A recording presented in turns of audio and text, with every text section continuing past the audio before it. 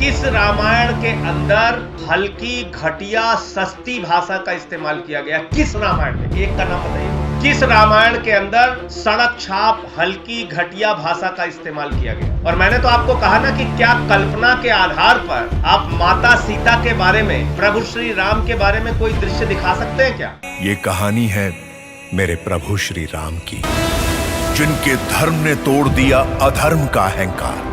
गाथा उस रघुनंदन की, युग युगांतर से जीवित और जागृत ये कहानी है रामायण की।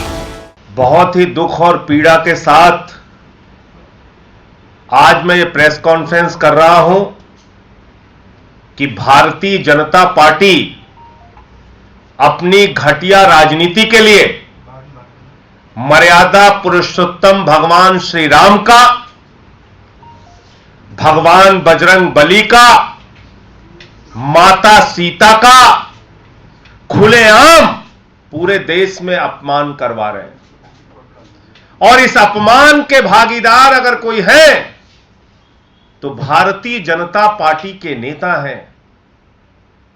मर्यादा पुरुषोत्तम भगवान श्री राम, माता सीता, भगवान बजरंग बली, जिसका नाम लेते ही हर हिंदू का सर झुक जाता है, जिसका नाम लेते ही आदर भाव से हर हिंदू का सर नतमस्तक हो जाता है, ऐसे भगवान श्री राम का, माता सीता का, भगवान बजरंग बली का अपमान एक फिल्म बनवाकर भारतीय जनता पार्टी के लोगों ने किया।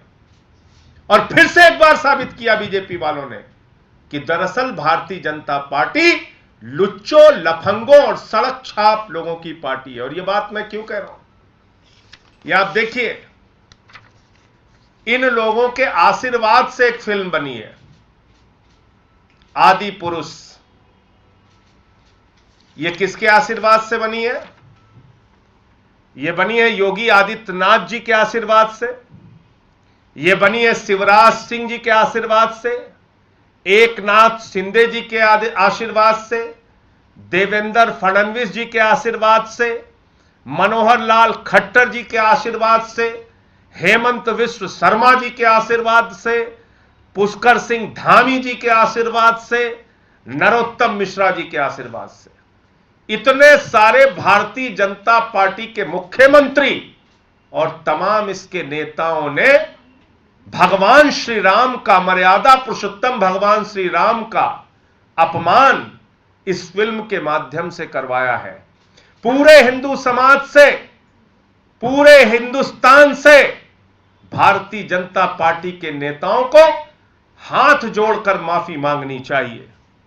और इस फिल्म के डायलॉग आप पढ़ेंगे तो आपको शर्म आएगी। यह फिल्म का डायलॉग है, सुनिए। कपड़ा तेरे बाप का, तेल तेरे बाप का, जलेगी भी तेरे बाप की। तेरी बुआ का बगीचा है क्या जो हवा खाने चला आया? जो हमारी बहनों को हाथ लगाएंगे उनकी लंका लगा देंगे। आप अपने काल के लिए कालीन बिछा रहे हैं।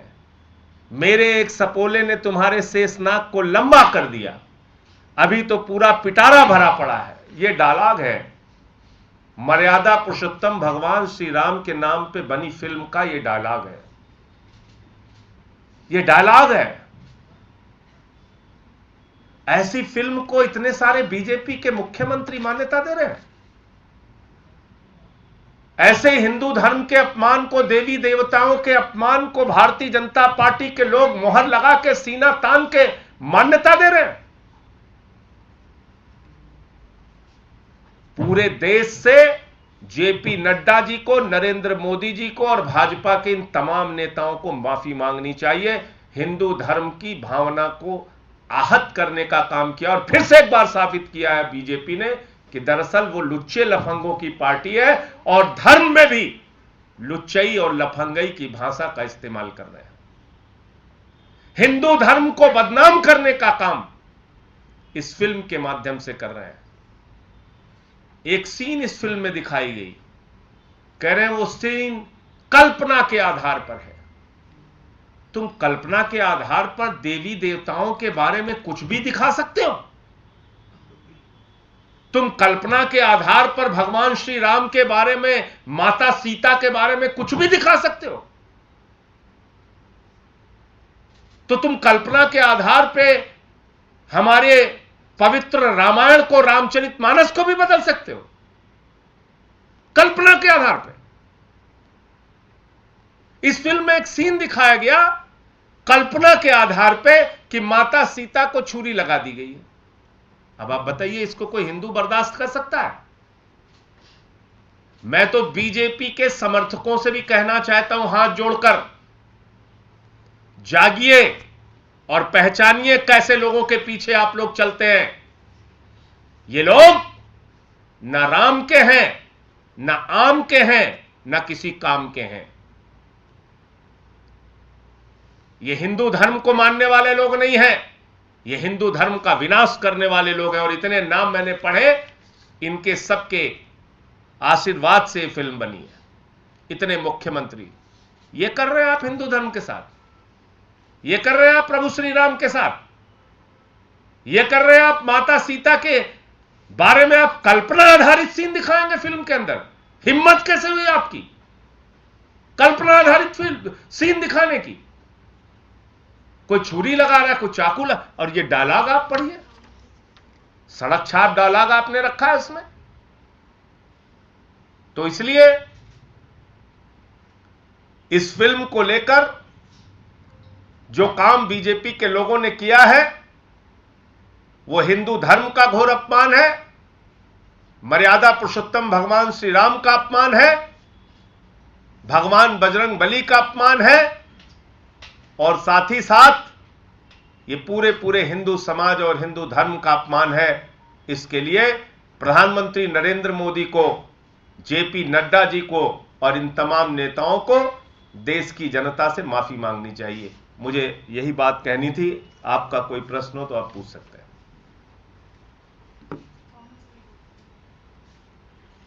अभी उसका तो ड्राफ्ट आने दीजिए, अभी तो कुछ आया नहीं। इसमें जो फिल्म मेकर्स हैं और जो जिन्होंने डायलॉग लिखे हैं मुंतशिर शुक्ला, उनका ये कहना है कि आज की जनरेशन के हिसाब से समय के साथ साथ भाषा बदलती है, इसलिए उन्होंने क्रिएटिव लिबर्टी को लेते हुए इस तरीके से संवाद लिखे हैं। तो आज की आम भाषा में तो बहुत सारे लोग गाली गलौज का भी इस्तेमाल करते हैं,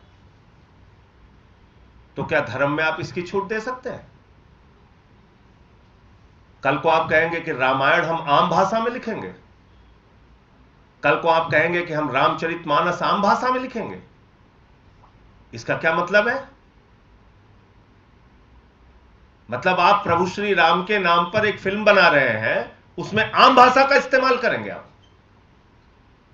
तो आम भाषा में तो लोग गाली गलौज का इस्तेमाल करते, तो आप गाली गलौज का इस्तेमाल करेंगे फिल्मों में, और वो भी ऐसी धार्मिक फिल्म के ऊपर। और इसके पापी, इसका गुनाह करने वाले, इस पाप में शामिल जो लोग हैं उनके नाम मैंने पढ़ दिए। इसमें पूरी की पूरी भारतीय जनता पार्टी शामिल है। वो मनोज मुंतशिर, उसको तो जो कहा होगा वही लिख दिया होगा उसने, इन्हीं सब ने बैठ के लिखवाया होगा। मनोज मुंतशिर का एक तर्क यह भी है कि वाल्मीकि रामायण संस्कृत में है और तुलसीदास जी को लिबर्टी मिली, उन्होंने दूसरी भाषा में लिखी, वैसे ही लिबर्टी मुझे भी चाहिए। कथा के जो मेन कैरेक्टर है उसमें बदलाव। किस रामायण के अंदर हल्की, घटिया, सस्ती भाषा का इस्तेमाल किया गया? किस रामायण में? एक का नाम बताइए मुझे।